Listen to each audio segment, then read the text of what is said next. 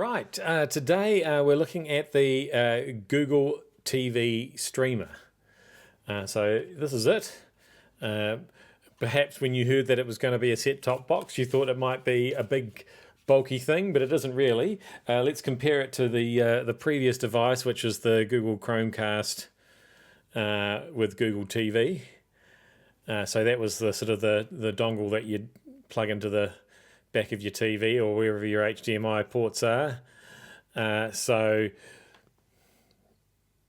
yeah, as you can see, we've gone a little bit bigger, but not a great deal bigger really. It's still very slim, and you'll see how that fits in shortly when I demo that with my TV. So yeah, the main difference here is unlike that dongle, you've got the option now of plugging straight into your modem, into your router via landline Ethernet. So that ensures probably a faster, more reliable connection if that's something that you struggle with in your house. And yeah, and then there's the HDMI port there. So you can plug your HDMI cable in there. I was a bit disappointed that there was no Ethernet cable or HDMI cable included in the box, given that that's obviously how they're wanting you to connect, but I guess you might have those lying around like I did anyway. So yeah, no major drama there. The other sort of physical changes happened with the remote control as well. So yeah, when they brought out the Chromecast with Google TV, it came with a remote, and quite a small one, comfortable to hold, easy to lose. And strangely, it had the volume buttons, the up and down volume buttons right on the edge there. So, you'd be using it like this, and then to change volume, you sort of have to almost twist it in your hand to, access those buttons on the side. So they must have got some customer feedback or something on that, because now we've got a new remote. And as you can see, it's a little bit longer, sort of the same shape, so it still sort of feels nice to hold. But yeah, now it's a little bit longer because we've got extra buttons, or an extra button at least. We've got the up and down volume button or rocker on there. So you can do voice commands using that microphone there. Still no play pause button, which is not too much of a problem because you just use the middle of the control wheel to play and pause usually, but sometimes you've sort of got to push it twice depending on what app you're using. Just a minor niggle. I don't know if it would have killed them to put a play pause button on them, but you do have shortcuts to YouTube and Netflix on there as well. So that's how it looks. Supposedly much faster, about 22% faster than the Chromecast with Google TV. It's got more storage in it as well, so you can load up a lot more apps and things in there too. Let's fire it up, have a look.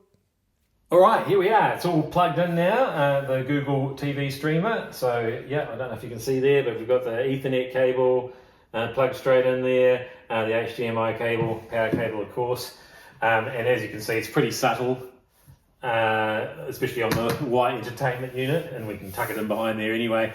Don't even have to see it. Let's have a look at how it looks when you first fire it up. So you've got this home screen here, and like so many of these streaming devices, they insist on giving you recommended viewing things that you're possibly not really interested in or that you've already seen. So you've got this massive part of the screen here taken up with this sort of animated recommendations that are being pushed by various streaming services, obviously. What a waste. I'm not interested in that. And then we've got this other row along here of other things.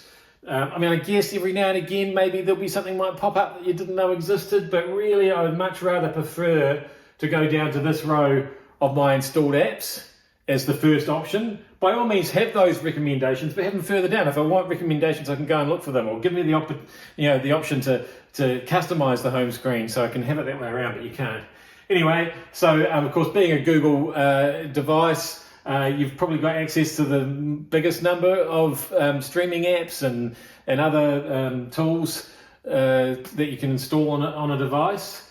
So I've got all my favorites on there, and then down here, of course, we can continue watching what we were watching before.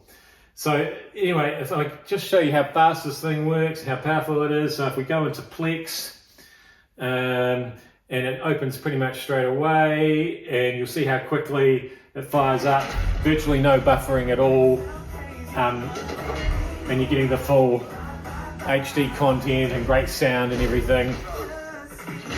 Straight out of my media server there.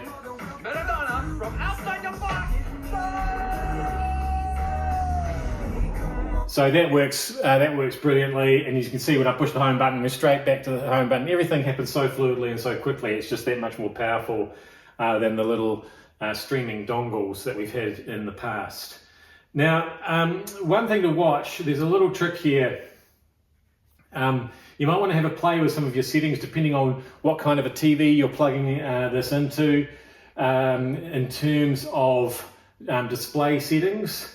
Because we have things like the dynamic range and the frame rate.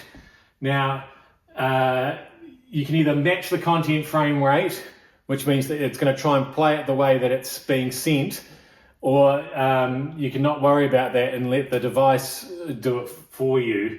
I think that's kind of what it means. It's not really super clear. And so the dynamic range often affects how bright it is. And so you might want to have to play around with that, because for some reason with Apple TV Plus, I find that that's an app where if I'm using it on anything other than on an Apple TV box, it often appears quite dark, and you have to fiddle around with the dynamic range to get that working right. And if we try and match the content frame rate, if I just open up Netflix using that shortcut button here, so here's Netflix firing up. One moment, caller.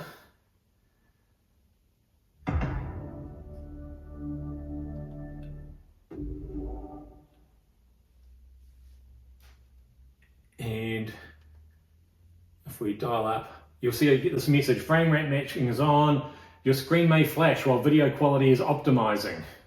And then it actually recommends that you disable that frame rate matching. Now, I haven't found that the picture flickers, but sometimes the sound drops out when I've got that setting on. So yeah, my advice to you would be to go up there and twiddle those settings around a little bit. But yeah, other than that, everything works really well, and yeah, I couldn't be happier. You've got lots of storage on there, so you can really fill it up with apps if you want to, and as a whole, it works really seamlessly and just so much more, so much faster and more powerful than it ever has before.